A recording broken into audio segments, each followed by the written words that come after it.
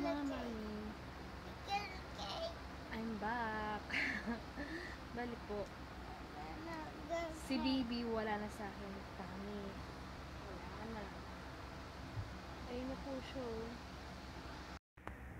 Ayan na. Tulog na tulog ang baby girl namin. Kanina po mga 4 AM gising siya. Until 6. Mga 6:30 tulog na siya.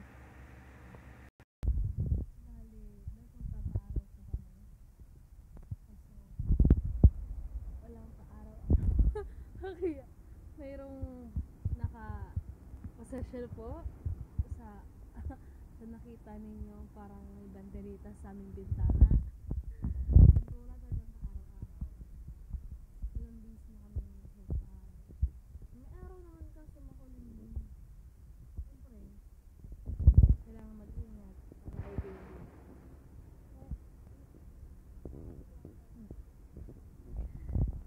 Tulog aming baby.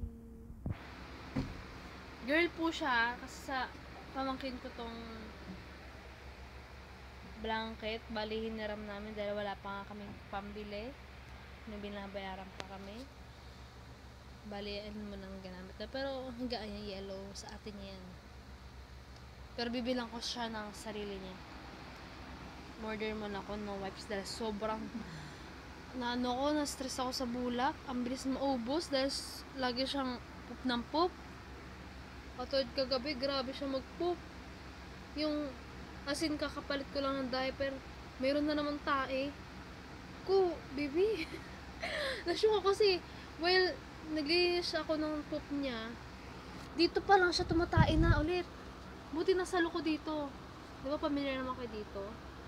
Buti nasalo ko siya. Sabi ko, tumae ka na naman. Sinila kasi dumidi, pura buyag. Ang lakas siya talaga dumidi. Kahit na basta malakas na ako sa tubig, kahit na di ako masyado nakakain, puro sabaw yun, more on sabaw, more on water. Ang lakas ko mag-supply ng gatas, kaya ito yung pisngi bouncing. Hindi nyo napapansin, every time sa mga picture wala siyang dimple, pero okay lang kahit di niya nakuha.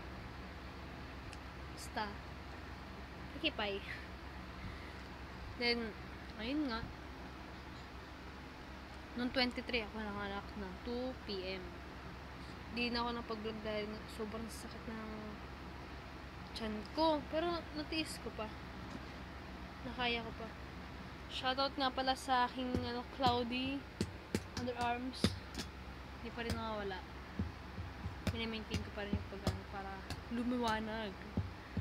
Balin nga po. 4 days din kami dun sa hospital. Then nakauwi din kami, na sikaso din agad ng mother ko. Thank you sa mother ko na tumutulong sa ating mga anak ako, sa aming dalawang magkapatid. Thank you, ma. Then kahit nagipit, kahit naging zero lahat, pati cash nawala lahat, tapos nakauwi kami.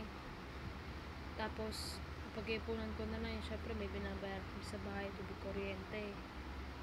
Mag-1 month pa si baby, handaan ko na kahit simple. Pero kasi itong pangalawa kong anak, siya, mag 5 years old sa January 24. Tapos yung may third princess, mag-first month siya sa January 23, kasi December 23 siya pinanganak. Ate naman niya, January 24 pinanganak. Kaya, pag-iisahin ko na lang, order na akong bento cake para sa kanilang dalawa. Ni ate niya. Si ate ko. Ang ate ko maganda. Tapos, bali, kahit mag-spaghetti or carbonara na lang. Sana, hindi na umulan. Para makapag-aral na kami. Kung napapanood nyo man tong vlog ko, please support and like, share, and please comment. Pa-click na rin ng notification bell syempre mag-subscribe muna kayo, di ba? Para na-appreciate ko kasi sa tuwing may makakabis ng mga videos ko, sa mga first timer na gustong gatong simpleng shorts video or simpleng vlog, diba? Mga walang ginagawa sa bahay, nag-video na lang. Then, sa mga nakapanood, comment lang po kung saan nakakarating yung mga video ko. Yan, shoutout tayo. Bye-bye!